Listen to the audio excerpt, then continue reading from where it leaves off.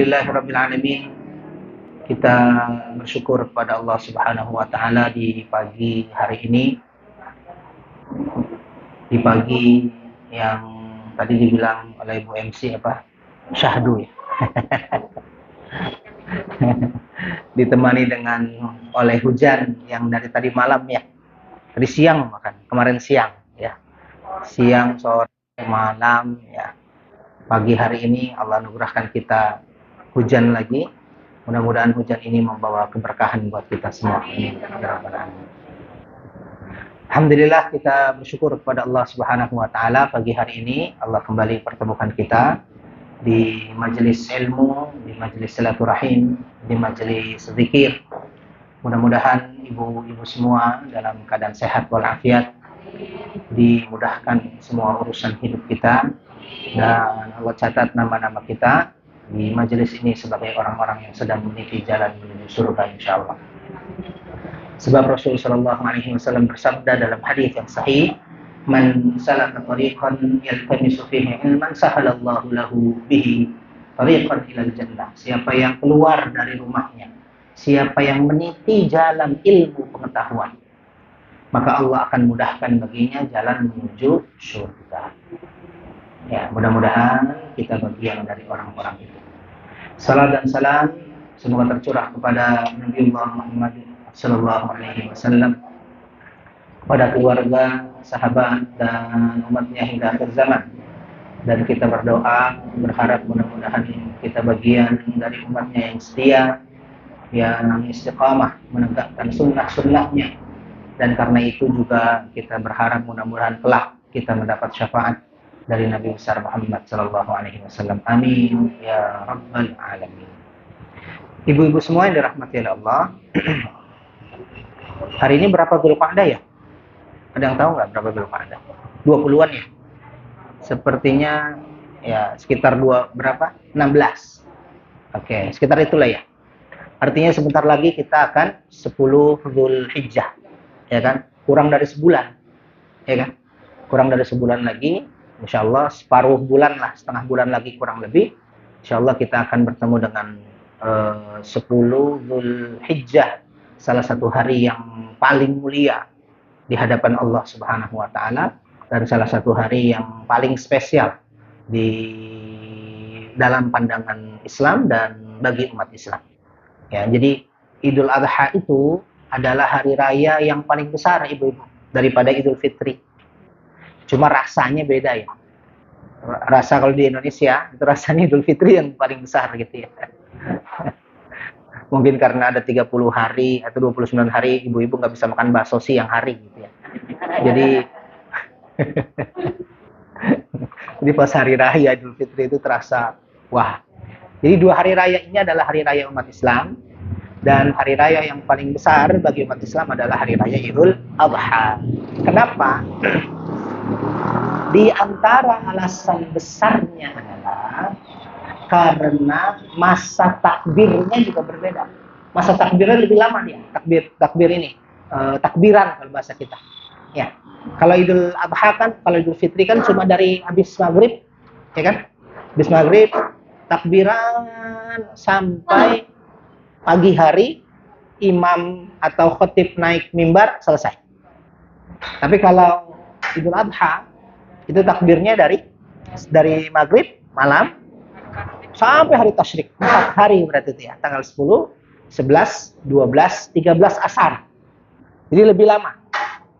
Bahkan ada takbir ghairu muqayyad. Takbir ghairu muqayyad, takbiran yang dilakukan bukan setelah sholat. Jadi kapan saja, itu mulai dari tanggal 1. Jadi sebenarnya takbiran dalam Idul Adha itu sudah disyariatkan dari sejak kapan tuh Bu? Dari sejak tanggal 1 Dzulhijjah. 1, 2, 3, 4 sampai malam Lebaran. Nah, tapi itu namanya takbir muqayyad, takbir ghairu muqayyad. Takbiran yang tidak dilakukan setelah sholat. Oke.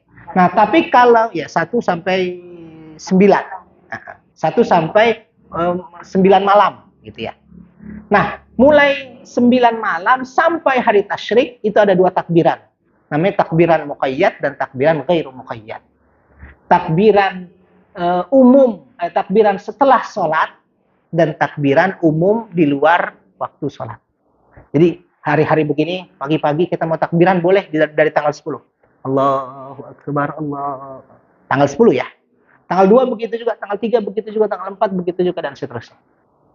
Tapi ketika masuk tanggal 9 malam, ya, itu juga sama. Ghairu muqayyad sampai hari tasyrik. Tapi juga dia ada yang setelah sholat. Habis sholat, Assalamualaikum, Assalamualaikum, disyariatkan juga untuk bertakbir Allahu Akbar, Allahu Akbar, dan seterusnya. Oke? Baik, itu salah satu tanda bahwa Idul Adha adalah hari raya terbesar umat Islam daripada hari raya Idul Fitri. Dan karena itu penyambutan kita harus lebih semangat, harus lebih spesial, gitu ya. Dan apalagi di dalamnya ada syariat menyembelih hewan kurban. Apalagi juga berkaitan dengan Idul Adha ada syariat haji, kan gitu. Bagi yang berangkat haji itu kan juga hari-harinya sama tuh. Nah, ibu-ibu semua dirahmati Allah, hari ini yang akan kita bahas adalah berkurban tentang kemauan, bukan sekedar tentang kemampuan. Ya, berkurban tentang kemauan, bukan hanya tentang kemampuan. Rasul Shallallahu Alaihi Wasallam dalam hadis yang sahih diriwayatkan oleh Imam At-Tirmidzi dan diriwayatkan oleh Imam Ibnu Majah. Suara saya kedengaran? Cukup? Tes? Kurang ya? Harus begini kali ini. Punten. Maaf. Tes. Urusan ini sih. Cuman memang saya kalau ngomong nih suka begini, suka jauh. Harus begini. Tes. Oke. Dalam hadis yang diriwayatkan oleh Imam At-Tirmidzi dan Imam Ibnu Majah, hadis ini dinyatakan sahih oleh para ulama kita. Rasul sallallahu alaihi wasallam bersabda, "Man lahu sa'." Siapa yang memiliki kemampuan rezeki maksudnya, kemampuan finansial. Man lahu sa', siapa yang memiliki kemampuan. Walam yudhahi, dan dia tidak berkurban. Punya kemampuan tapi tidak berkurban. Apa kata Rasul? Fala yaqrabanna musallana. Jangan dekat-dekat dengan tempat sholat kami. Siapa yang punya kemampuan, walam yudhahi, tapi dia tidak berkurban, fala yaqrabanna musallana. Jangan dekat-dekat tempat sholat kami. Maksudnya apa? Maksudnya adalah tidak pantas ada orang beriman sholat 5 waktu, bertemu dalam sholat 5 waktu itu, dalam sholat berjamaah, bertemu dengan saudara-saudaranya, yang kurang mampu, sedangkan dia mampu, tapi dia memilih untuk tidak berkurban, sengaja memilih untuk tidak berkurban. Tidak pantas bagi seorang mukmin ini. Dia beriman, dia sholat 5 waktu berjamaah, bertemu dalam sholat jamaah itu dengan saudara-saudara yang tidak mampu, tapi dia memilih untuk tidak berkurban.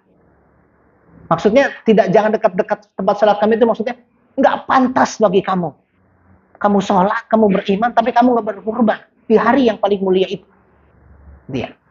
Nah, karena itu para ulama kita dari hadis ini dan hadis-hadis yang semacamnya, termasuk perintah Allah di dalam surah Al-Kautsar, "Inna a'tainakal kautsar fashalli li rabbika wanhar." Salatlah kamu wanhar, dan sembelihlah hewan kurban. Dari ayat itu, dari ayat-ayat yang lain, dari hadis barusan dan hadis-hadis yang senada, maka para ulama fikih kita menetapkan hukum, mayoritas ulama kita, hukum berkurban itu adalah sunnah muakkadah. Sunnah muakkadah. Apa tuh? Iya, sunnah yang sangat dianjurkan. Berkurban hukumnya adalah sunnah muakkadah, sunnah yang sangat dianjurkan bagi yang mampu. mampu. Oke? Bagi yang mampu. Jadi bagi yang mampu. Bagi yang cukup rizkinya. Bahkan bagi yang kelebihan rizkinya. Tidak pantas di hari mulia itu tidak berkurban. Karena itu yang mampu dan dia berkurban, hukum baginya adalah sunnah muakkadah. Bahkan disebut wa yukrah tarikuha ma'al qudrati 'alaiha. Apa tuh? Allah benci kepada orang yang mampu tapi tidak mau berkurban. Allah nggak suka sama orang itu. Makruh kalau ditinggalkan bagi yang mampu. Maka ibu-ibu semua dirahmati Allah, maka berkurban itu secara fikih sangat berkaitan dengan kemampuan. Saya ulangi. Berkurban itu secara fikih sangat berkaitan dengan kemampuan. Tapi secara hikmah, secara iman, dia sangat berkaitan dengan kemauan. Saya ulangi. Secara hukum, secara fikih, kurban itu sangat berkaitan dengan kemampuan. Yang nggak mampu, sunnah muakkadahnya hilang. Tapi bagi yang mampu, menjadi sunnah muakkadah. Allah benci kalau dia mampu, tapi dia tidak berkurban. Tapi dilihat dari sisi iman, dilihat dari sisi hikmah, maka berkurban sangat berkaitan dengan kemauan. Karena ada banyak orang yang mampu, tapi tidak berkurban. Ya kan? Dan ada banyak orang yang terlihat tidak mampu, terlihat nggak mampu. Atau nggak mampu-mampu banget tuh orang. Tapi ternyata dia mau berkurban, menyisihkan sedemikian rupa. Dengan susah payah dia sisihkan tuh. Ya, sebulan cuma dapat sekian, tapi karena niat mau memuliakan ya perintah Allah Subhanahu wa taala, dia sisihkan tuh. Maka sekali lagi, secara hukum berkaitan dengan kemampuan, secara hikmah dan iman sangat berkaitan dengan kemauan. Mau apa mampu? Nah, itu pertanyaannya. Atau mau apa tidak kita? Kalau masalah mampu atau tidak itu urusan belakangan. Masih ada setengah bulan lagi. Artinya masih bisa kita usahakan. Gitu.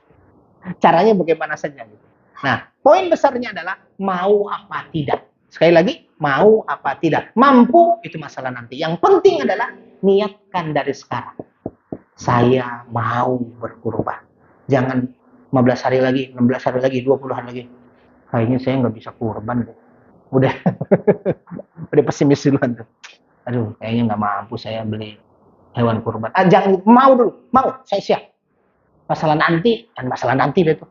Yang penting sekarang dulu punya niat yang kuat untuk berkurban. Ya, kalau kata Allah Subhanahu wa taala, "Fa idza azamta fatawakkal 'ala Allah." Kalau kamu bertekad, kalau kamu berniat, fatawakkal. Bertawakal saja kepada Allah Subhanahu wa taala. Kalau sudah tawakal, Allah akan mudahkan. Ibu-ibu semua yang dirahmati oleh Allah Subhanahu wa taala, tadi secara hukum berkaitan dengan kemampuan. Secara hikmah dan iman, betul, berkaitan dengan kemauan. Pertanyaan besarnya, bagaimana cara menumbuhkan kemauan berkurban? Bagaimana cara menumbuhkan kemauan berkurban? Dan kemauan ini, Bu, yang akan kita bahas sangat berkaitan dengan iman. Gitu ya. Ya, kemauan ini sangat berkaitan dengan iman. Jadi kita perlu tingkatkan kualitas iman kita supaya mau gitu loh. Ya, supaya mau. Bagaimana caranya? Ada 5 cara. Kita akan bahas satu-satu. Yang pertama, bagaimana cara menumbuhkan kemauan dalam berkurban? Yang pertama adalah innaha min sya'airillah. Yang pertama, innaha min sya'airillah. Yang pertama, sadari betul innaha min sya'airillah. Sesungguhnya kurban itu salah satu syiar Allah. Sadari yakini bahwa kurban itu adalah salah satu syiar Allah. Syiar. Syiar itu apa sih, Bu? Syiar itu apa? Menyampaikan, Bagus, menyampaikan, menyebarkan. Contohnya? Oh, Masya Allah, saya contoh syiar ya. Bagus. Ya. Syiar itu adalah, dalam makna yang sederhana ya, simbol kemuliaan ajaran Islam. Yang ya, simbol kemuliaan ajaran Islam yang memungkinkan orang lain tertarik dengan Islam, gitu. Simbol kemuliaan ajaran Islam yang memungkinkan orang lain tertarik dengan Islam. Itu syiar. Contohnya adalah ceramah agama, nasihat agama, itu syiar. Kalau ada satu kaum, ya, ada satu kaum yang mendengarkan ceramah agama, mendengarkan nasihat agama, itu insya Allah kaum itu beriman. Ya, orang lain mungkin tertarik dengan Islam. Contoh lain, azan. Azan itu syiar. Jadi kalau ada azan di satu tempat, insya Allah tempat itu ada orang yang beriman. Dan bisa jadi orang lain tertarik dengan syiar itu. Tertarik dengan Islam karena syiar itu. Ibu-ibu menggunakan menutup aurat nih hari ini. Ya, setiap hari menutup aurat, itu syiar Islam. Nah, di antara syiar-syiar Islam, syiar-syiar Allah adalah berkurban. Jadi itu adalah simbol kemuliaan ajaran Allah dan kemungkinan orang lain akan tertarik dengan Islam karena simbol itu. Di antaranya adalah berkurban. Bahkan hewan kurbannya juga termasuk syiar Allah. Nah, dari mana kita tahu? Karena Allah sendiri yang menyatakan itu di dalam surah Al-Hajj. Dalam surah Al-Hajj ayat 36. Allah Subhanahu wa taala berfirman, "A'udzubillahi minasyaitonir rajim." Yang megang Quran boleh dilihat, megang HP boleh dilihat, ada Al-Qur'annya. Al-Hajj ayat 36. Kata Allah, "A'udzubillahi minasyaitonir rajim, wal budna ja'alnaha lakum min sya'airillah." Al-Hajj 36. Ya. Dan dapat? Boleh baca terjemahannya deh. Dan ya. Oh ya. Dan unta itu. Nah, sampai situ dulu. Ya. Sampai situ dulu. Wal budna, dan unta-unta itu, maksudnya unta-unta itu yang akan disembelih, berarti hewan kurban. Yang ditulis, yang disebut oleh Allah adalah unta, ya, tetapi mewakili hewan kurban yang lain. Syarat hewan kurban apa, Bu? Hah? Satu. Ada hewan kurban. Ada. Satu, hewan ternak. Binatang ternak. Bagus. Hewan ternak. Hewan ternak itu apa? Yang disebut bahimatul an'am. Hewan ternak itu cuma 4. Satu, unta, sapi dan temannya, kerbau, kambing dan domba. Cuma 4. Kayak selebihnya tidak bisa. Ada yang ternak bebek, bebek saya kan ternak juga. Enggak bisa. Ya, jadi wal budna, dan budna. Budna itu tadi unta-unta, maksudnya hewan-hewan kurban ya. Lanjut ya, Bu. Kami jadikan hukum bagian dari besar agama Allah. Cukup sampai situ saja. Wal budna ja'alna lakum min sya'airillah, dan unta-unta itu kami jadikan, kata Allah, untuk kalian min sya'airillah, termasuk syiar-syiar Allah. Allah yang bilang sendiri, itu hewan syiar Allah. Itu kambing, itu embe, itu sapi, itu kerbau, itu unta, itu adalah min sya'airillah, syiar-syiar Allah. Karena itu syiar Allah, ibu-ibu semua, maka kita harus mengagungkannya. Karena ini adalah syiar Allah, maka kita harus mengagungkannya. Bagaimana cara mengagungkan syiar Allah? Melaksanakannya. Jadi ini bukan tentang kemampuan. Kalau kita sadari, oh ini adalah syiar Allah. Bismillah, saya usahakan saya melakukan syiar Allah. Kemampuannya nanti dulu. Buang jauh-jauh dulu. Itu masalah fikih nanti. Masalah iman adalah saya sambut perintah Allah. Fasholli li rabbika wanhar.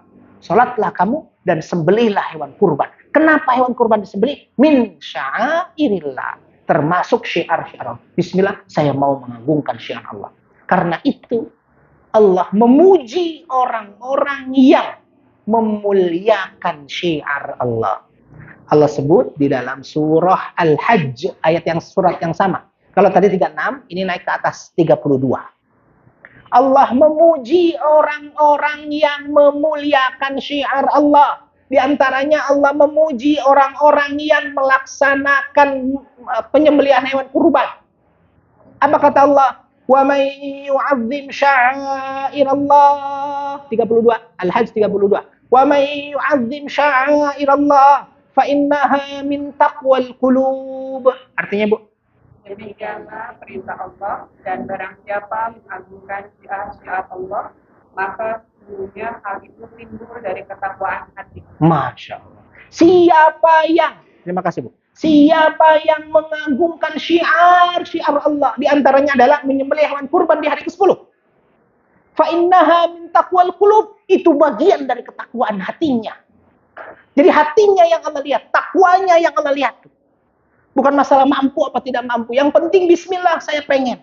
Dan sekali lagi karena ini termasuk syiar Allah, sangat berkaitan dengan kemauan. Bukan sekedar kemampuan. Karena banyak yang mampu, tapi tidak mau berkurban. Banyak yang terlihat tidak mampu, tapi dia mau berkurban. Menyisihkan sebagian hartanya. Masih ada waktu 20 hari lagi. Kalau bisa sisihkan, ya silahkan sisihkan. Ya, Ibu? Dikebut ya, boleh dikebut. Dikebut mah di...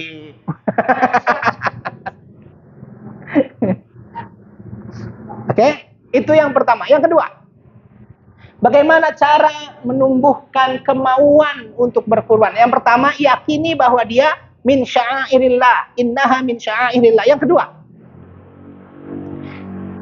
sadari innaha dilalatul hubbi wa ta'ah.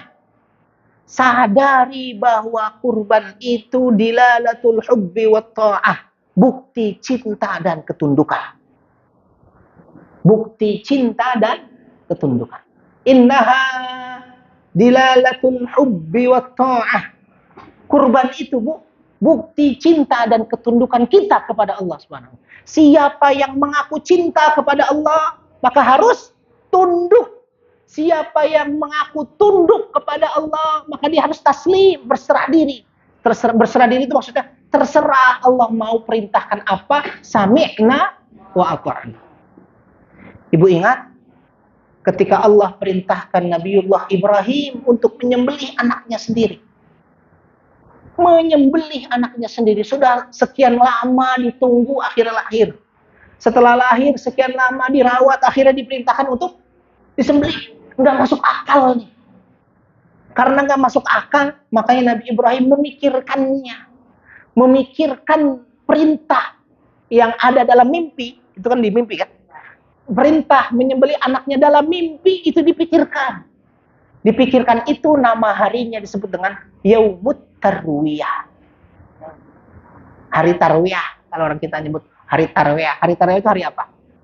Tanggal berapa maksud saya? Hah? 11, 12, 13 mah hari Tasyrik, Tarwiyah. Tanggal 9 hari Arafah. Tanggal sebelumnya 8 hari Tarwiyah. Jadi tanggal 8 itu disebut hari Tarwiyah. Sebagian ulama kita mengatakan diambil dari kata-kata arwayurbi. Apa itu arwayurbi? Memikirkan. Memikirkan itu maksudnya diperintahkan dalam mimpi untuk menyembelih anak sendiri. Tapi nggak masuk akal kan, Bu? Makanya dipikirin. Ini benar apa enggak nih? Makanya ada perintah balang jumrah kan? Ya, karena ketika keluar mau menyembelih dihadang oleh setan, kemudian mengatakan itu bukan perintah Tuhanmu, abaikan saja, akhirnya dilempar sampai terjadi 3 kali. Jadi dipikirkan itu hari ke-8.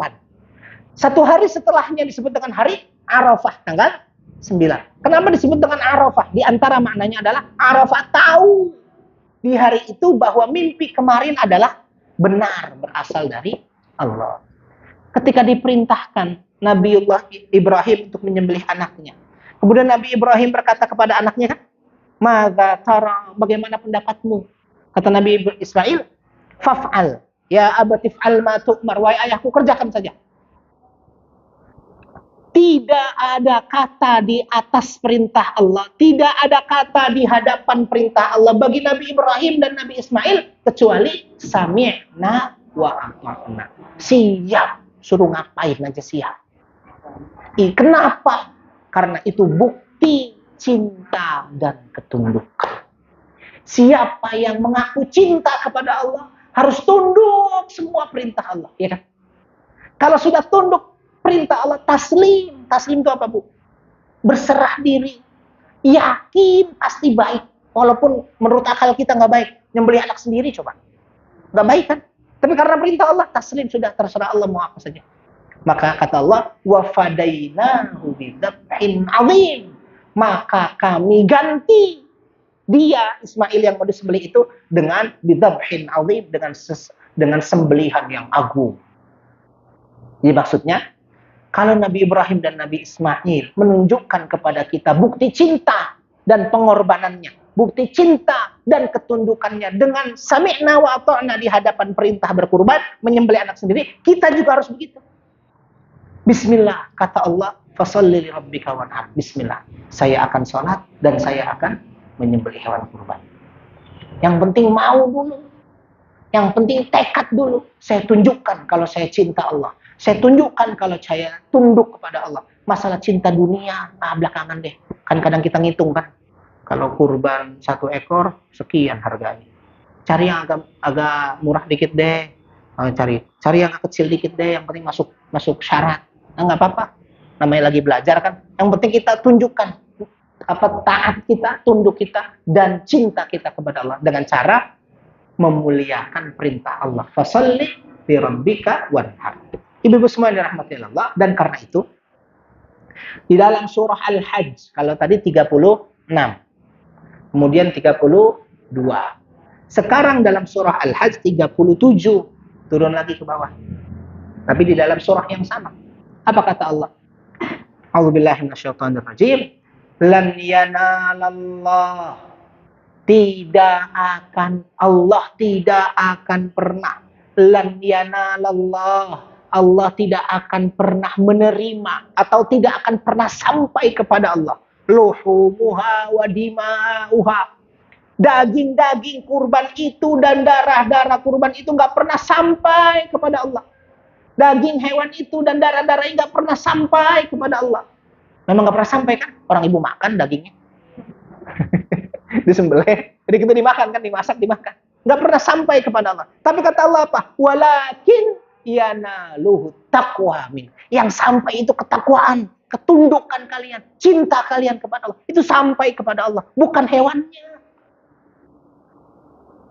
Jadi siapa yang sudah niat, ini syiar Allah. Saya tunjukkan cinta saya kepada Allah. Saya tunjukkan tunduk patuh saya kepada Allah. Kemudian dia berusaha semampu mungkin berkurban. Berusaha tuh. Yang sampai adalah nilai-nilai tadinya tuh. Usahanya, takwanya, tunduknya, taatnya, cintanya itu sampai kepada Allah. La yanalallahu luhumuha wa dima'uha. Daging dan darah kurban itu enggak pernah sampai kepada Allah. Walakin yanaluhu taqwa minkum. Yang sampai adalah ketakwaan, ketundukan, cinta kita kepada Allah Subhanahu wa taala. Oke? Nah, ini semua berkaitan tentang iman. Iman itu menyebabkan kita mau bergerak, mau berkorban, mau menyembelih hewan. Oke? Oke. Yang ketiga. Masih kuat? Bagaimana cara menumbuhkan kemauan untuk berkurban? Yang pertama tadi sadari bahwa dia termasuk syiar Allah. Yang kedua, sadari bahwa kurban adalah bukti cinta dan ketundukan. Yang keempat, maksud saya ketiga. Nguji aja berarti ibu fokus. Berarti fokus. Yang ketiga. Salah. Si ibu salah, saya salah dikit aja. Tiga. Yang ketiga, innaha afdalul qurban. Apa tuh? Sesungguhnya berkurban itu afdalul qurban, sebaik-baik ibadah. Halo? Bu, sadari bahwa berkurban itu sebaik-baik ibadah. Ini bukan kata saya, Rasul yang menyampaikannya dalam satu hadis. Yang hadis ini dinyatakan sahih oleh para ulama kita. Diriwayatkan oleh Imam At-Tirmidzi.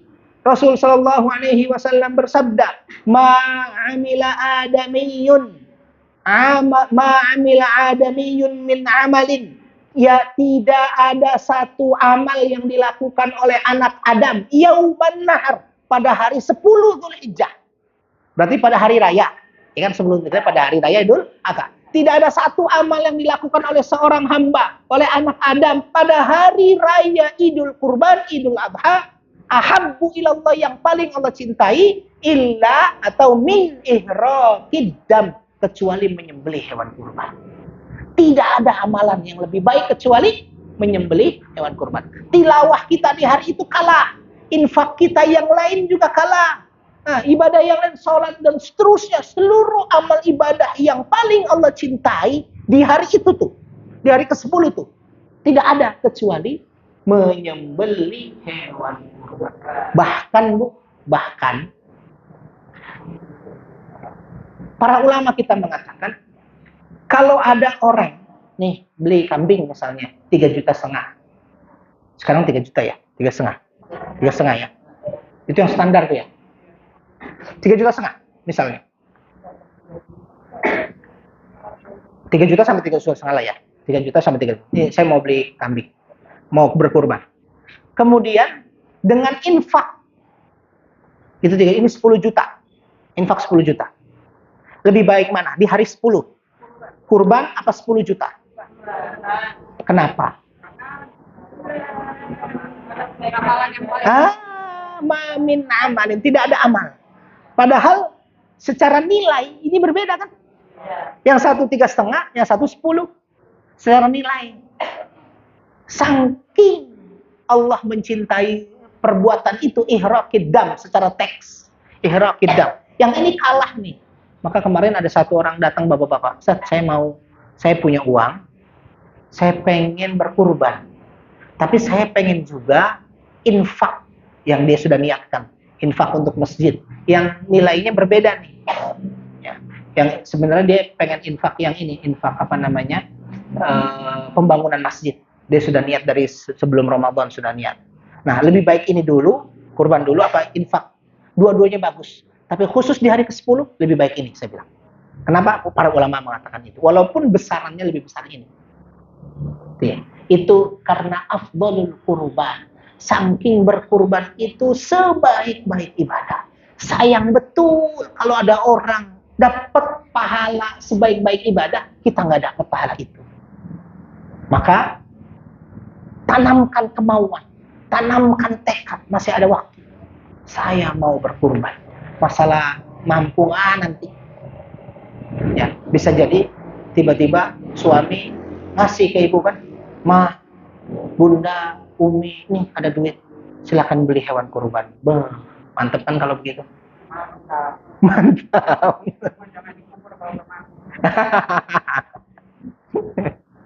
Ya.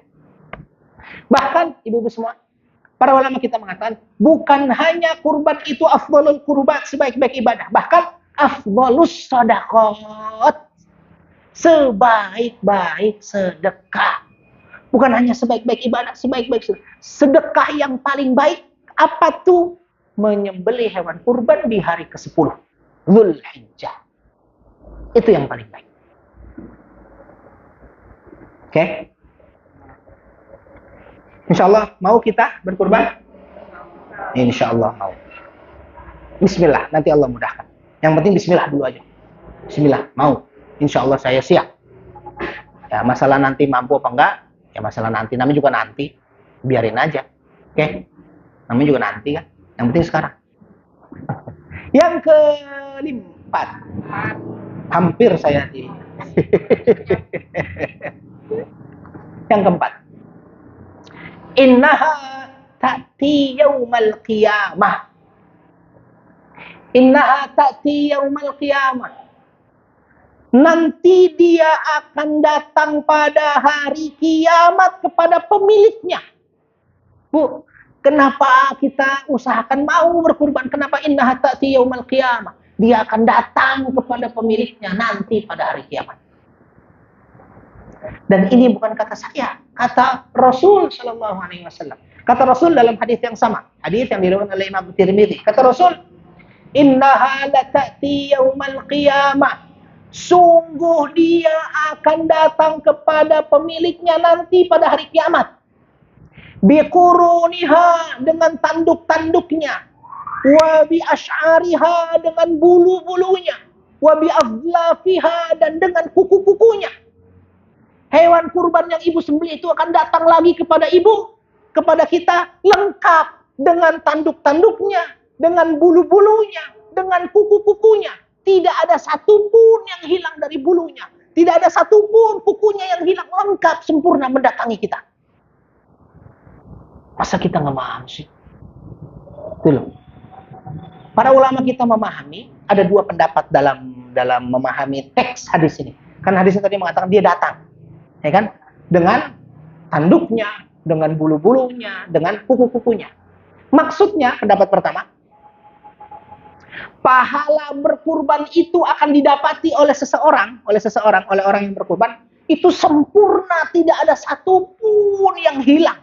Tidak ada satupun yang tidak masuk pahala dia. Nggak ada, sempurna, sesempurna-sempurnya. Bahkan disebut sampai bulu-bulunya kehitung. Sampai kuku-kukunya, padahal kita nggak makan kukunya kan, ya kan? Tapi pahala kukunya itu dihitung sama Allah, bayangkan. Tanduknya, siapa yang makan tanduknya? Tapi dihitung sebagai pahala oleh Allah. Jadi sempurna satu hewan itu seluruhnya, nggak ada satupun yang hilang. Bayangkan, datang kepada kita sebagai pahala yang sangat besar. Pendapat yang kedua mengatakan, itu pendapat pertama. Pendapat kedua mengatakan, hewan kurban itu datang pada hari kiamat kepada pemiliknya, maksudnya adalah ala sirat, pada saat seseorang melewati sirat. Siratul mustaqim, jembatan, tapi jembatannya beda sama jembatan kita ya. Jembatan kita mah enak banget itu. Dalam satu riwayat, sirat itu lebih tipis dari rambut. Bahkan riwayat yang lain mengatakan, pendapat yang lain, dibelah 7. Rambut aja sudah tipisnya, Masya Allah, dibelah 7. Bahkan dia lebih tajam dari silet. Tuh, pasti silet. Lebih tajam dari silet, lebih tajam dari pedang. Lebih tajam dari pedang. Sebentar. Jadi ibu bayangkan, sangat tipis dan sangat tajam. Bahkan riwayat yang lain mengatakan, di setiap sisi dari sirat itu, di setiap sisi dari sirat, itu ada duri-duri yang siap merobek siapapun yang melewatinya. Berat, menakutkan. Di bawahnya adalah api neraka. Yang jatuhlah dia ke dalam api neraka. Yang berhasil melewatinya, dia berkumpul di dalam surga dengan segala kenikmatan. Kalau jatuh, selesai. Dan ibu bayangkan, tipis banget, tajam sekali, ada duri-duri. Aduh. Dan semua orang melewatinya. Nah, pendapat yang kedua mengatakan, ta'ti yaumal qiyamah, dia datang pada hari kiamat itu, maksudnya adalah sebagai tunggangan orang itu melewati sirat. Dia datang dan nyamperin sebagai tunggangan. Jadi orang itu akan menunggangi hewan kurban yang dulu di dunia itu, melewati sirat dan sampai ke surga insya Allah. Makanya dalam hadis yang dhaif, tapi hadisnya dhaif ya. Tapi hadis ini dhaif, tapi senada dengan hadis yang barusan kita baca. Senada, substansinya sama. Apa kata Rasul? Gemukkanlah hewan-hewan kurbanmu sebab engkau akan menungganginya nanti pada hari kiamat. Jadi jangan sampai lebih kurus dari kita itu hewan kurban. Apa? Apa Bu? Oh kita kita lebih gemuk ya. Nggak ada dagingnya ya. Ya.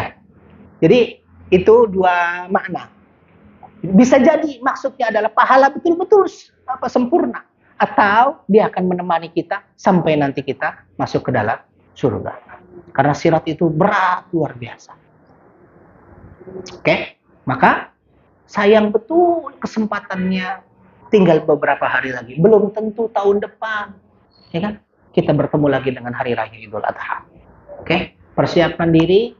Yang penting punya niat. Kalaupun ternyata nanti karena sebab-sebab tertentu kita tidak bisa berkurban, minimal kita dapat pahala niat, ya kan? Suatu hari Rasul Shallallahu Alaihi Wasallam melakukan jihad keluar dari Madinah, jihad.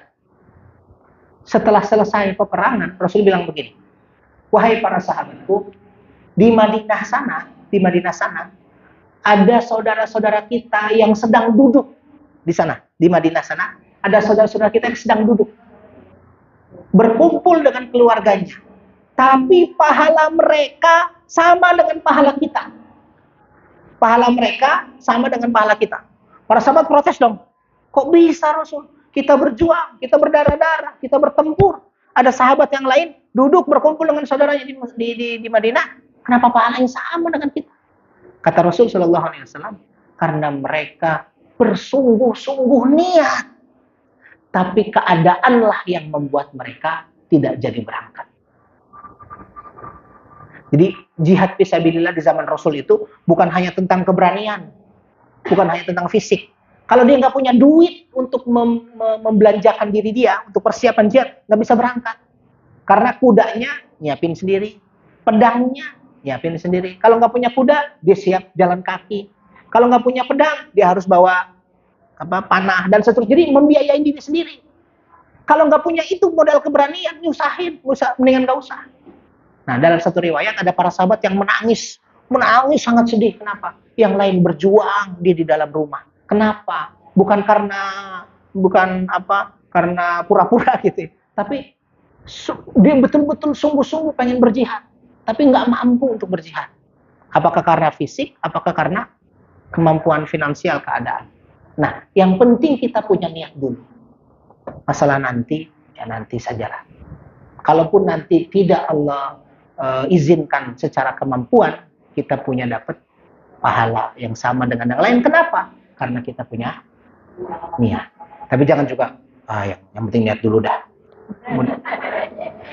Kalau pahalanya sama, niat aja dah. Nah itu niatnya Allah tahu tuh, niat-niatan.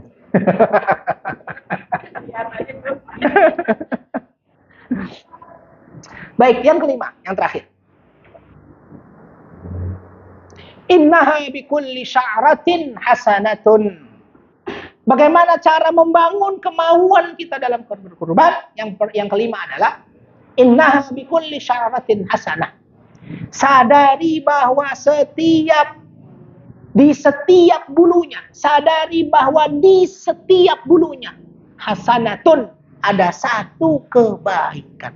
Di setiap bulunya ada satu kebaikan.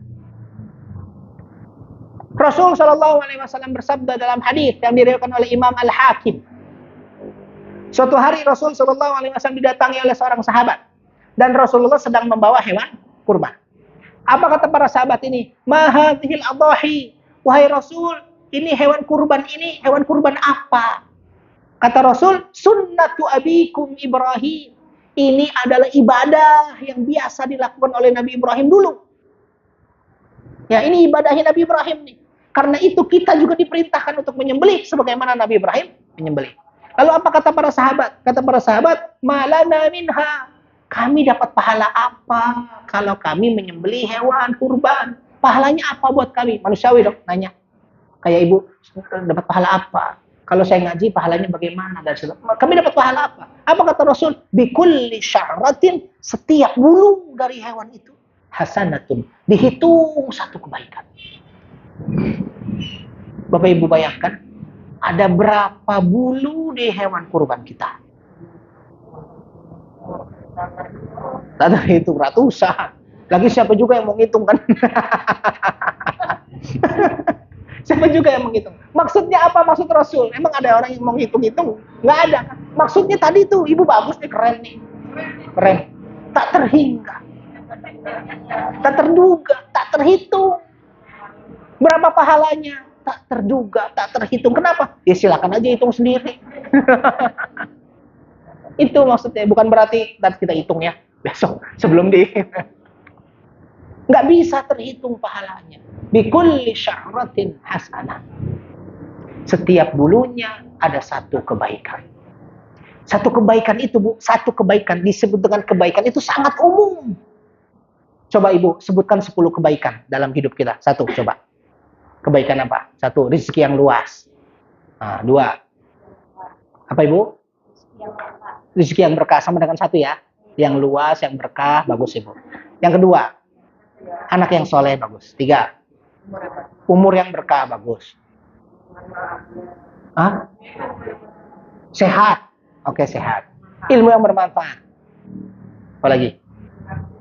Berbakti kepada orang tua, cakep. 6. Apalagi? Susah kan, baru dapat 6. Padahal kebaikan itu banyak kan? Cuma susah kita. Apalagi ya? Apalagi ya? Apalagi? Tadi Rasul bilang, bikulli sya'ratin hasanah. Setiap helai bulunya ada satu kebaikan. Kita baru nyebut 7. Itu juga udah susah, ada yang terulang lagi, ada yang terulang lagi. Maksudnya adalah, kebaikan itu sangat banyak. Nggak bisa dihitung, nggak bisa dibayangkan, nggak bisa. Tak terduga sama sekali. Bagi siapa yang menyembelih hewan kurban. Mudah-mudahan Allah anugerahkan kita kekuatan untuk bisa berkurban semampu kita. Poin pentingnya adalah mau dulu, niat dulu, sambut seruan Allah dulu. Karena ini syiar Allah. Kita pengen didatangi oleh hewan kurban kan? Nanti di akhirat. Wah hewan kurban saya. Nanti kita menungganginya tuh. Dan seterusnya. Yang penting mau dulu, niat dulu. Masalah kemampuan belakangan. Mudah-mudahan Allah mudahkan. Nah, tadi saya di awal bilang ada 4 syarat ya hewan kurban itu. 1, hewan ternak. 2, sehat, tidak cacat, tidak tanduknya patah, tidak salah satu kakinya pincang, tidak kupingnya ada yang sobek atau hilang gitu ya. Tidak cacat. Atau misalnya sekarang PMK ya. PMK itu apa namanya? Penyakit apa sih? Pokoknya penyakit bagi hewan ternak tuh. Kalau ternyata dia sakit, MUI mengatakan itu tidak sah. Yang flu dan mengeluarkan ingus ya. Itu harus, tapi sekarang sih sepertinya sudah tidak seperti tahun kemarin. Tahun kemarin banyak. Tahun sekarang belum terdengar banget ya. Jadi sehat. Jadi 1 tadi hewan ternak, 2 sehat, 3 montok.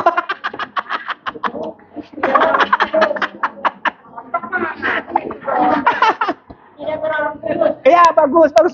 Tidak, jangan montok atuh. Tidak terlalu kurus. Karena kalau montok itu tidak syarat. Tidak terlalu kurus, oke. Iya. Sedang.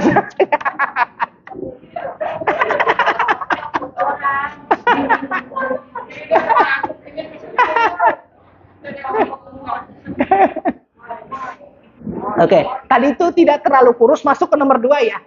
Sehat dan tidak cacat. Jadi yang pertama, tadi hewan ternak. 2, sehat dan tidak cacat, termasuk tidak terlalu, jangan terlalu kurus. Ya, masuk ke nomor 2. Yang punya daging lah dia. Tapi nggak perlu montok-montok amat. Nggak perlu gemoy-gemoy. Tapi bagus, tapi nggak syarat. Gemoy itu nggak syarat. Yang ketiga, cukup umur. Umurnya berapa, Bu? 26. 26. Itu mah perawan. Bagus. Saya bacain ya. Wa yujza'u min adh-dha'ni ma lahu nisfu sanah. Domba itu bagus 6 bulan atau setengah tahun. Itu sudah masuk. Domba ya. Domba. Wa minal ma'z, dan kambing 1 tahun. Domba sama kambing beda kan? Bedanya di mana? Di bulunya. Domba 6 bulan, kambing 1 tahun. Wa minal baqari malahu sanatan. Sapi 2 tahun. Wa minal ibili malahu 5 sinin. Dan kalau unta 5 tahun. Oke? 6 bulan untuk domba, 1 tahun untuk kambing, 2 tahun untuk sapi, 5 tahun untuk unta. Cukup umur. Bukan 26 tahun ya. 26 tahun. Perawan nih Tama.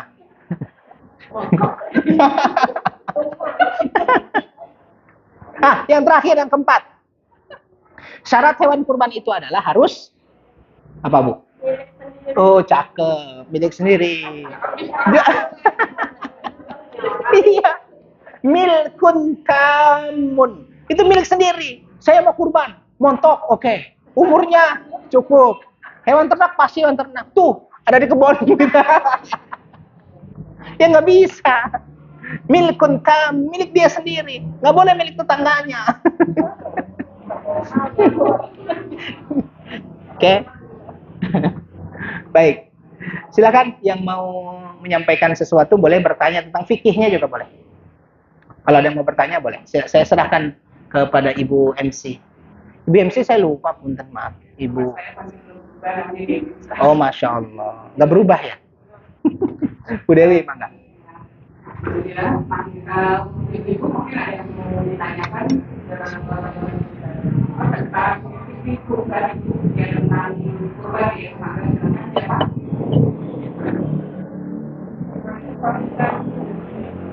Waalaikumsalam warahmatullah. Silakan.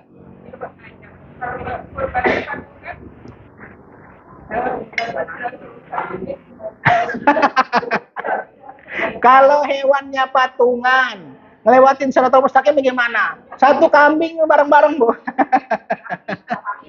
Sapi bareng-bareng ya. Baik. Jadi yang ditanyain apanya nih? Nunggangin kambingnya, sapinya, apa-apanya, apa hukumnya? Oke, semuanya deh. Saya balas. Bu, dalam fikih kita ada istilah isytirak. Isytirak itu bersama-sama. Oke. Isytirak itu ada 2. Isytirak dalam pembelian. Ada yang kedua isytirak dalam pahala. Pembelian dan pahala. Kalau isytirak dalam pembelian itu hanya berlaku pada unta dan sapi. Tidak berlaku pada kambing. Sapi dan unta boleh isytirak, belinya bareng-bareng. Berapa orang? 7. Oke. Kalau unta ada pendapat fikih kita yang mengatakan 10. Boleh 10, boleh 7. Unta. Tapi kalau sapi 7. Oke. Kambing tidak boleh isytirak dalam pembelian. Kambing dan domba ya.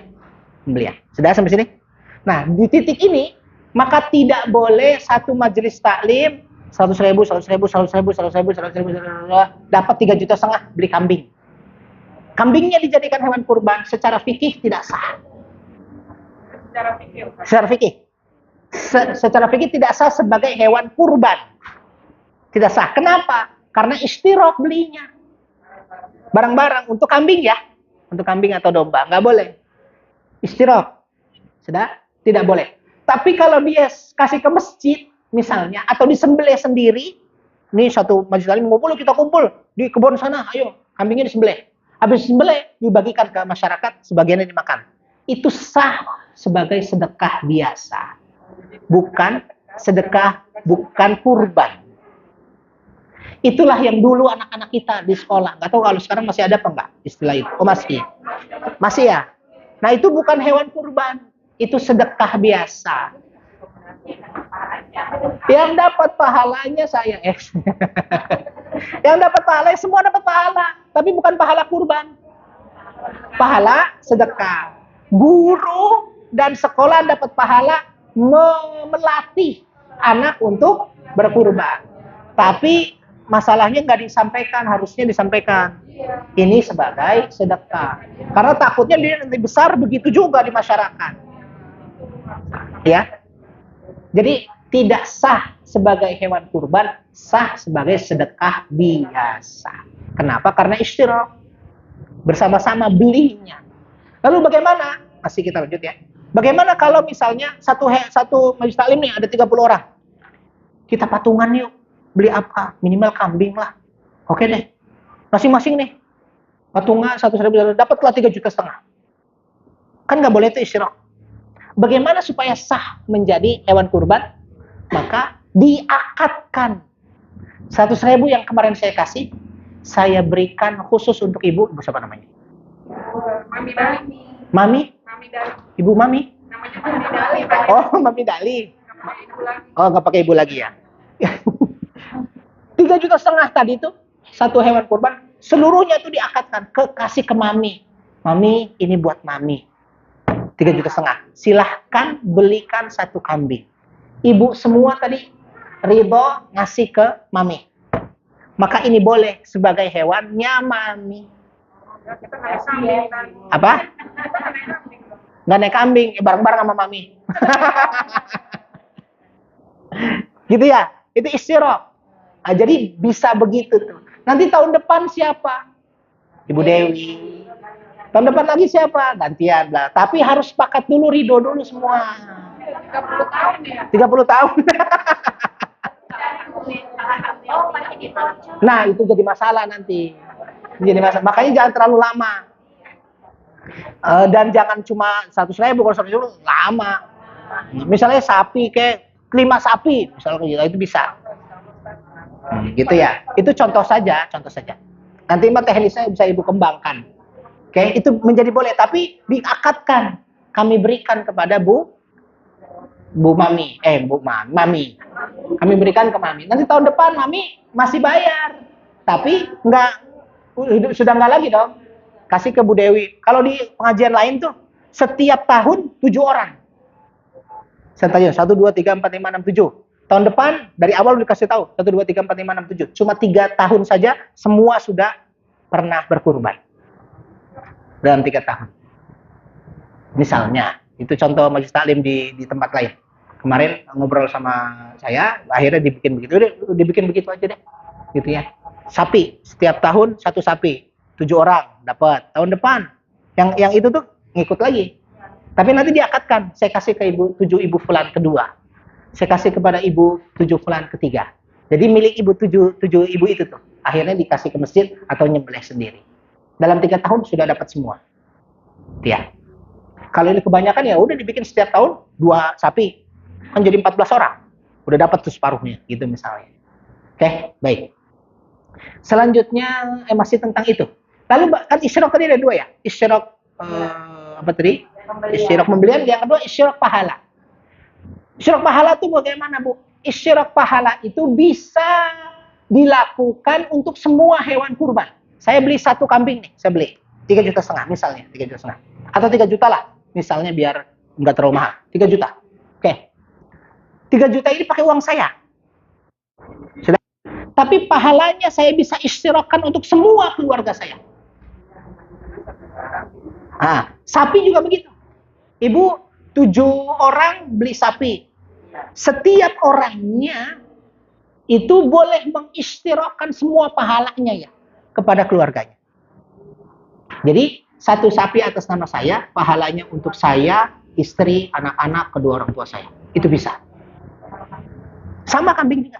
Semua hewan kurban bisa. Sudah? Dari mana pahalanya ya? Tadi kan ada 2 isyrak. Isyrak beli dan pahala. Yang sedang kita bahas ini isyrak beli, pahala. Dari mana kita tahu? Rasul SAW kalau berkurban, nyembelihnya Bismillahirrahmanirrahim, ngomong gini dulu. Allahumma hadza anni wa an ahli baiti wa an ummati. Ya Allah, ini untukku, untuk keluarga dan untuk umatku.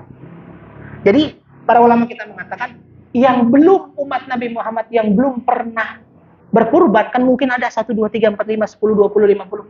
Ada tuh yang enggak, tetap dapat pahala kurban. Dari mana pahala? Dari Rasul langsung. Karena dia sudah di istirak pahala oleh Allah. Tapi bukan istirak beli. Istirak pahala. Oke? Nah, lalu bagaimana yang istirak beli? Sapi 7 orang, nanti ngunggangin 7-7-nya gitu.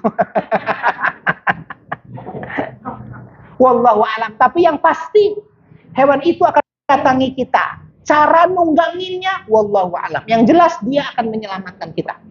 Jangan ini banget sama kayak pikiran kita. Waduh, 1 sapi dinaikin 7 orang.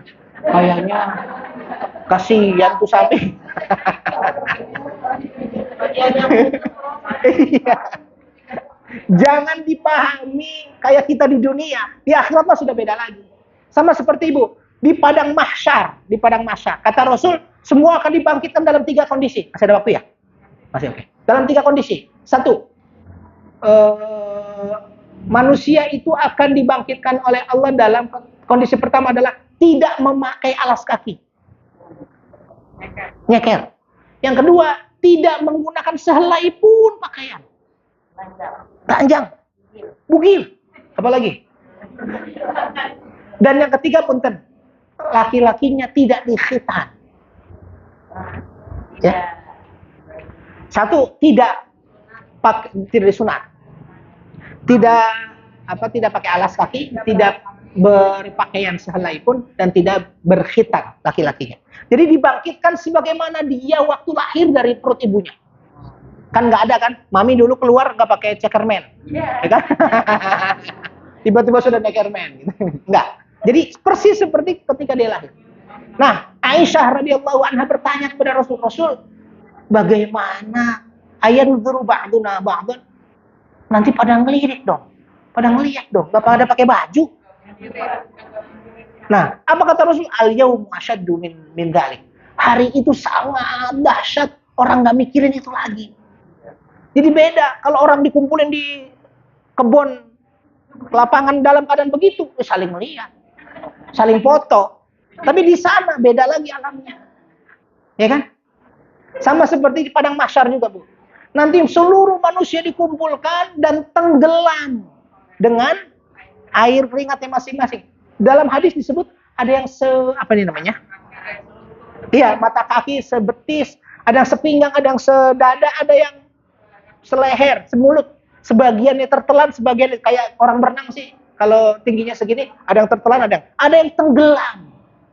Padahal tempatnya satu. Hukum air di dunia kan sama dong. Hukum air di dunia. Tapi di sana udah beda lagi. Sama dengan hewan kurban kita. Ini gak usah dipikirin, nanti naik 7 orang. Insya Allah menyelamatkan kita. Itu aja poinnya. Oke? Mudah-mudahan menjawab. Ya.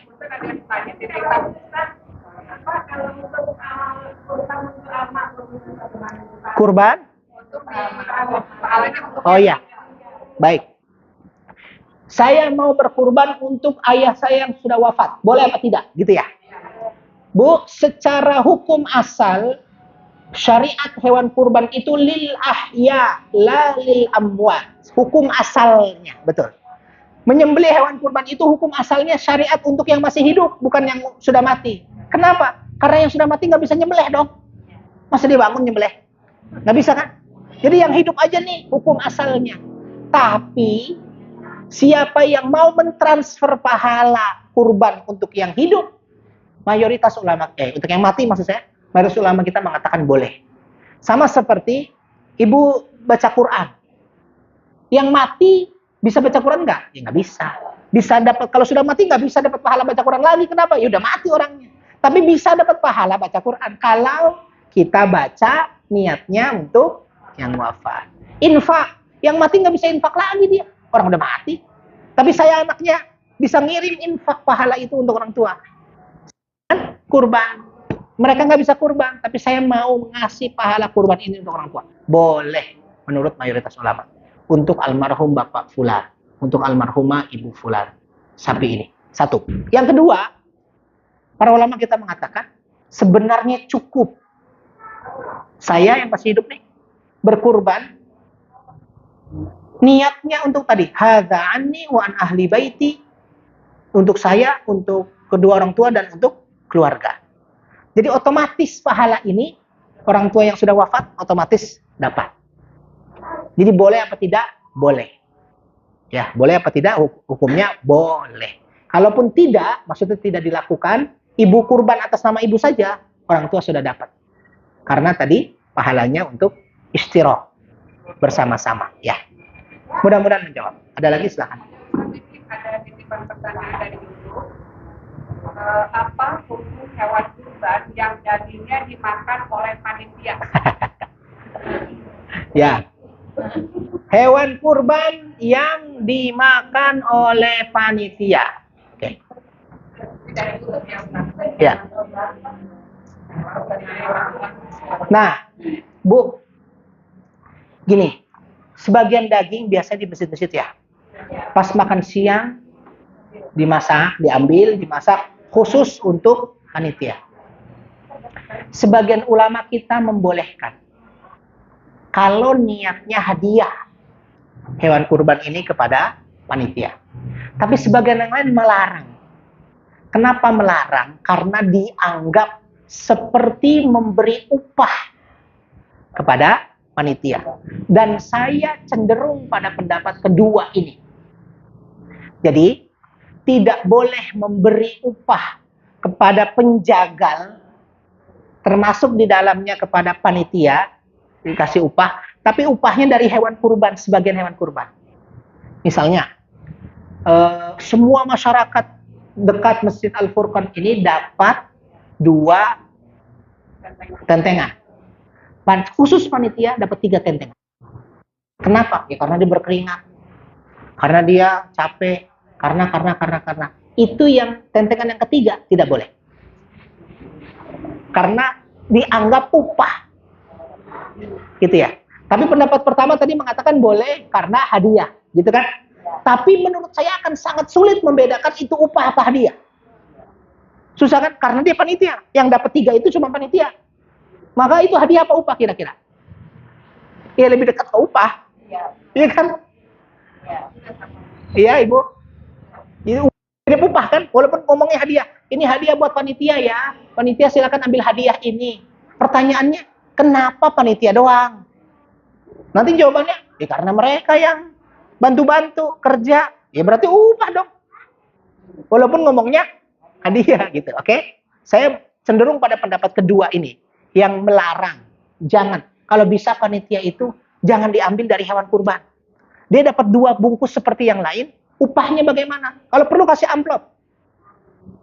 Terus makannya bagaimana? Makannya kalau perlu hidangkan nasi padang yang paling, misalnya gitu ya. Nasi uduk yang paling bagus, nasi padang, pokoknya minumnya apa? Minum terbaik, tapi jangan dari hewan kurban. Ya, nah jadi masuk ke situ tuh. Masak siang hari untuk panitia dari hewan kurban, menurut saya lebih baik dihindari. Karena khawatir itu dianggap upah. Kecuali gini, masjid sepakat kita nanti akan masak di siang hari, di hari-hari raya, siang hari bikin gulai, bikin sate terserah, dari hewan kurban sebagian 1 paha misalnya, kita masak atau 2 paha kita masak, sudah dimasak, diumumkan kepada seluruh warga boleh makan. Panitia, bukan panitia yang nonton doang, bahkan tidur di rumah, siang-siang ada makanan di masjid, boleh, bebas. Nah ini boleh.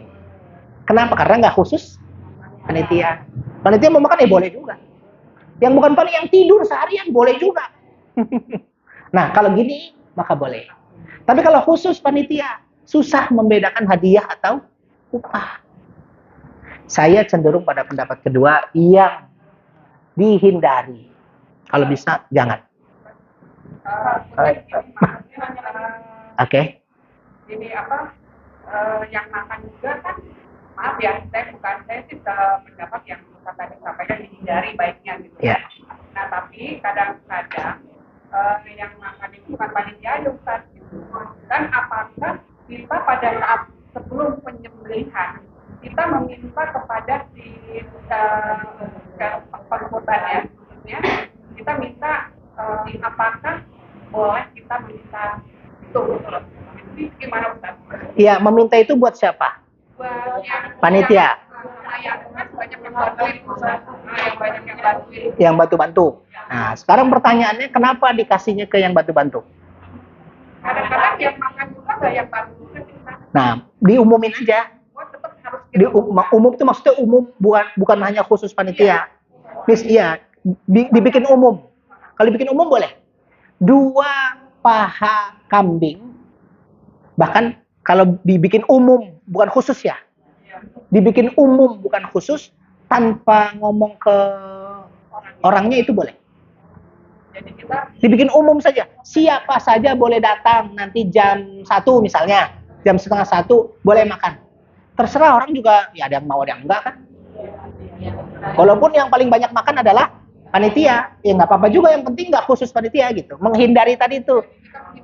Menghindari pengkhususan. Karena sulit membedakan itu hadiah apa upah. Iya, karena itu kan hadiah.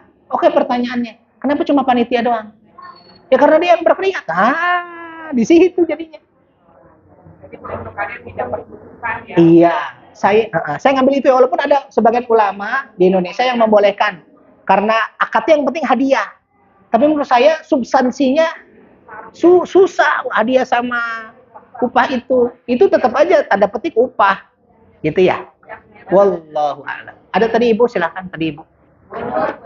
Bu Nur, Bu Haji tadi. Oh sama, baik.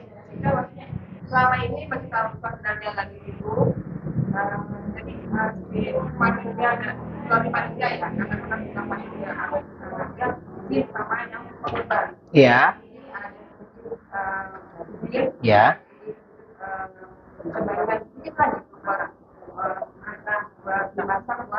Oh ya. Bantu-bantu termasuk panitia dan bantu-bantu. Ya, itu kepada pemiliknya ya. Ya. Niatnya hadiah ya. Hanya sebagiannya saja kan? Sebagian daging. Iya. Untuk panitia. Semuanya Iya, aman. Aman. Aman. Boleh. Selama ini ada di dalam jadi setiap panitia ini panitia. Iya, boleh. Kalau ada yang mau makan, dia nggak ikut motong-motong. Boleh nggak? Boleh. Iya. Itu masalah lain. Ibu yang penting ibu umumin. Boleh siapa aja yang mau makan silahkan. Aman. Nanti kan orang akan berpikir kan, aduh malulah saya. Walaupun boleh. Gitu ya, yang penting nggak apa. Iya, boleh. Nggak apa-apa. Jadi nggak pakai kita tanya Ustaz mungkin Pak. Iya. Jangan juga diliatin. Kayaknya ibu tadi nggak ada tuh tadi. Pas makan aja muncul dia. Biarin aja. Namanya sedekah. Ya kan? Sedekah, hadiah gitu kan.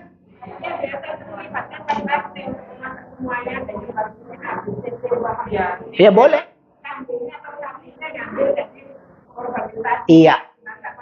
Yang penting untuk umum. Itu jalan keluar. Iya, jalan keluarnya. Asal jangan makanan ini khusus panitia. Iya kan? Dari sekarang. Dan kalau bisa semua orang tahu. Kadang gini Bu, kadang masjid merasanya buat umum, tapi masyarakat merasanya buat panitia. Oh ya udah, nggak apa-apa kalau gitu. Ada pertanyaan.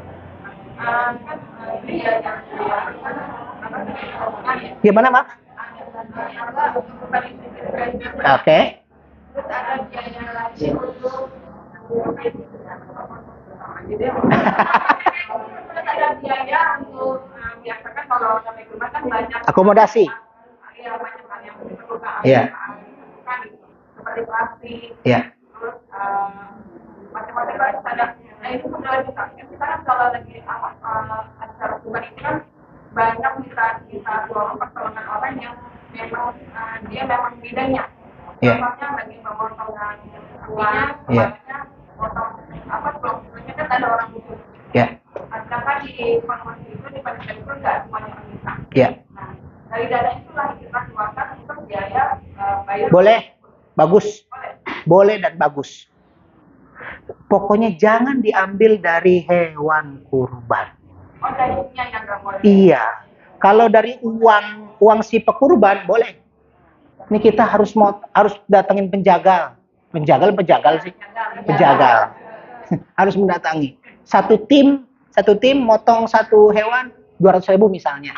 Nah, dibagi rata deh tuh kepada setiap pekurban, bayar 50.000 misalnya. Boleh.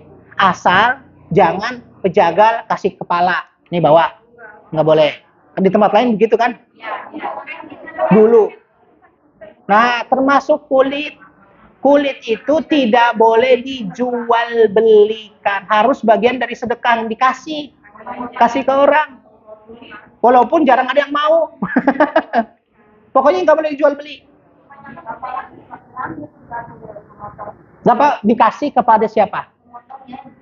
Nah, asal jangan upah. Di luar upah. Sedekah. Jangan dari awal pemotong dapat 1, 2, 3, 4 diantaranya adalah kepala atau apa tadi? Kulit. Nah, itu jadinya upah. Maksudnya substansinya sama dengan upah gitu loh. Tapi kalau misalnya kita oke boleh tapi tidak boleh menjual belikan. Kita potong-potong. Ada bulunya kan? Ya. Sebagian masyarakat ada yang bisa dan nggak bisa. Banyak kan nggak bisa. Nggak bisa apa maksudnya? Nggak bisa mengolahnya. Oke. Artinya kalau udah kalau bersih dari bulunya mah dari bulunya kita bisa masak. Ini ada yang bisa. Terus ada tidak bisa dimasak kedua. Iya. Itu nggak sama dikasih. Ya ideal gini, masjid sudah tidak bertanggung jawab. Maksudnya kalau seandainya pengurus di panitia inisiatif gitu jadi itu polisi itu di apa namanya dijual Tidak boleh. Apapun itu Dijual tidak. Mayoritas ulama kecuali Hanafiyah boleh menjual, tapi mayoritas ulama selain Hanafiyah tidak boleh dijual. Bagaimana caranya? Tetap disedekahkan. Nah sekarang setahu saya di Depok biasanya dia akan umumkan dia menerima ada satu yayasan menerima kulit. Nah kita panitia dengan pekurban nggak boleh menjual, boleh ngasih. Oh butuh ya silakan. Atau ada satu orang tetangga kita saya mau kulitnya, boleh dikasih silakan. Asal jangan diperjualbelikan. Kalau misalnya nanti kita ngasih ke tetangga, udah dikasih nih sama kita, sedekah. Sama dia dijual, itu boleh. Sama dianya. Karena yang nggak bolehnya adalah antara panitia atau pekurban dengan orang pertama. Kalau dijual lagi urusan dia, nggak ada masalah. Dan kita juga nggak dosa, karena kita udah ngasih. Gitu ya. Jadi kita pekurban dan kita panitianya yang nggak boleh menjual itu. Iya, nggak boleh diperjualbelikan siapa kulit. Iya, kalau beduk kan itu kemaslahatan bersama, nggak dijual beli kan? Maksudnya, udah buat beduk, ya udah dibikin beduk, berarti kan nggak dijual. Oke. Wallahu a'lam. ada lagi ibu yang mau ditanyakan mungkin nanti sama ganjal. Enggak. 2 lagi juga boleh. Ini menyambung tadi yang kemudian menentukan dan bangsa yang di dalam pengantar itu juga ada budaya masyarakat itu istilahnya arisan. Satu orang itu supaya 1 orang, 2 orang, 2 orang. Tapi istilahnya nanti dalam pelaksanaannya itu dikocok. Dikocok seperti arisan. Iya. Nah, itu hukumnya gimana? Sama tadi yang contohkan ini atau gimana? Arisan kurban ya? Iya. Arisan kurban boleh. Kan akadnya memberi kan? Kalau yang kita sebut tadi syirak berarti. Nanti tahun depan begitu kan? Begitu terus. Dengan catatan pembayarannya tidak boleh lebih atau kurang. Jadi harus sama persis. Seharga. Jadi tahun ini Bu Dewi dapat berapa? 3,5. Tahun depan sama 3,5 juga. Jangan kan sapi atau kambing itu kan naik turun kan? Itu nggak boleh disesuaikan ya, sesuai dengan hak masing-masing dapatnya. Nanti kalau masalah dia kurang, ya dia tambahin sendiri. Toh nggak jauh kan? Nambahinnya paling berapa sih gitu ya. Boleh, itu sama kayak arisan biasa. Ya kan? Cuma ini namanya arisan kurban. Ya. Walaupun itu semacam hutang sih sebenarnya kan. Jadi sah aja ya. Boleh. Boleh. Iya, boleh. Karena sama-sama sepakat tadi kan kepada satu orang, gitu kan? Akhirnya jadi milik satu orang itu. Nanti tahun depan begitu lagi, tahun depan begitu lagi. Cuma kalau bisa jangan terlalu panjang, jangan terlalu bertahun-tahun. Takutnya ada yang wafat duluan kan?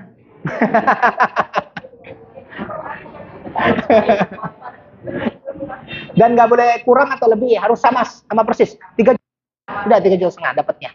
Nggak boleh ada yang lebih. Kan kurban tahun ini lebih mahal, ya nggak ada urusan. Karena kalau begitu jadinya yang satu rugi dong, riba itu, nambah ya. Oke, wallahu a'lam. Sami. Ada lagi? Mangga. Ada lagi itu maka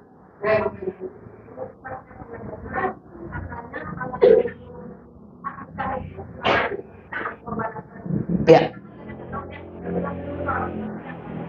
Baik, Bu, bagaimana kalau akikah kurban bersamaan dengan keinginan akikah? Saya mau kurban, tapi kayaknya orang tua dulu belum akikahin saya deh. Gitu misalnya. Dulu apa kurban dulu ya? Gitu ya. Mazhab, saya sampaikan beberapa pendapat. Mazhab Hanabilah. Mazhab Imam Ahmad bin Hanbal, Hanabilah, akan boleh digabung antara akikah dengan kurban. Mazhab Ahmad bin Hanbal. Kenapa boleh? Sebab sama-sama substansinya menyembelih hewan. Sudah? Jadi kalau, wah saya belum akikah, tapi saya mau kurban juga. Satu hewan kurban kambing misalnya, itu niatnya 2, sah. Menurut mazhab Imam Ahmad bin Hanbal. Tapi menurut mazhab Syafi'iyah dan Malikiyah. Syafi'iyah dan Malikiyah kalau nggak salah ya. Atau Syafi'iyah dengan Hanafiyah, saya lupa. Yang jelas ada 2 mazhab, termasuk Syafi'iyah. Itu mengatakan tidak boleh. Kenapa tidak boleh? Walaupun sama-sama hewan kurban, sama-sama hewan, tapi niatnya 2 hal yang berbeda. Satu, hewan ini disembelih karena akikah. Akikah itu apa? Alasan kita menyembelih hewan di akikah. Bersyukur atas kelahiran anak. Sedangkan hewan kurban perintah di 10 hari Dzul Hijjah, di tanggal 10 Dzul Hijjah. 2 hal yang berbeda itu, walaupun sama-sama hewan. Maka mazhab Syafi'iyah dengan Hanafiyah itu tidak boleh. Jadi nggak boleh digabung. Sudah? Nah, ada satu lagi. Fatwa Darul Ifta Mesir.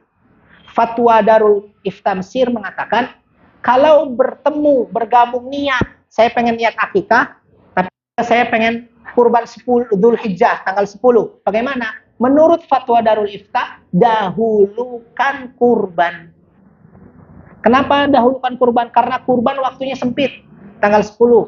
Kalau mau diperpanjang, 11, 12, 13. Itu pun 11, 12, 13 jarang panitia mau nerima. Berarti tanggal 10 saja. Sedangkan akikah masih bisa. Hari kedua, hari 7, hari 21, hari seterusnya masih bisa. Apalagi kurban itu syariat buat kita. Sedangkan akikah syariat buat orang tua kita. Oke, orang tua kita. Maka fatwa Darul Ifta Mesir, dahulukanlah kurban terlebih dahulu. Wallahu a'lam. Mudah-mudahan menjawab. baik ibu ada pertanyaan lagi? Ya, tidak mengganjal. Pertanyaan yang mengganjal. Hewan kurban boleh nggak dikasih ke non muslim? Oh, baik. Cakep. Ya. Itu kan berbagi kebahagiaan. Masya Allah. Iya, bagus, bisa jadi bagian dari dakwah. Tadi kan syiar yang memungkinkan orang lain tertarik dengan Islam.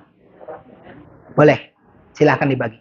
Baik ibu, kalau tidak ada pertanyaan berbagi akan saya tutup karena waktunya sudah masuk ke dia. Masih ada pertanyaan ibu?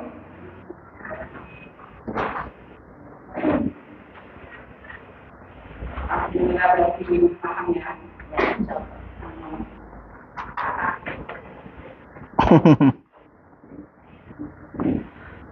Alhamdulillah, Jadi sama-sama kita dengarkan penjabaran tentang hewan kurban, mau atau apa gitu ya, dari katakan ibunya maaf ya dari lupa.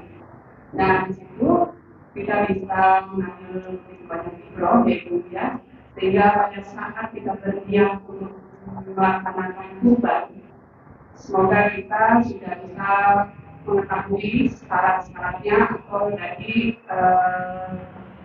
kurban itu berkaitan dengan keimanan. Tadi ada 5 yang sudah disampaikan oleh Ustaz, dan adapun syarat daripada hewan kurban juga telah disampaikan, dan semoga ibu bisa memahaminya dan insya Allah menjadi ibu yang bermanfaat untuk kita semua. Amin. Jadi bertahan untuk Ustaz yang menyampaikannya. Kita doakan sama-sama semoga Ustaz diberikan kesehatan selalu dalam lindungan Allah Subhanahu wa Ta'ala. Baik ibu-ibu sekalian, kita tutup kajian pada sore siang hari ini dengan membaca istighfar dan kafaratul majlis. Astagfirullahaladzim. Subhanallah. Subhanallah.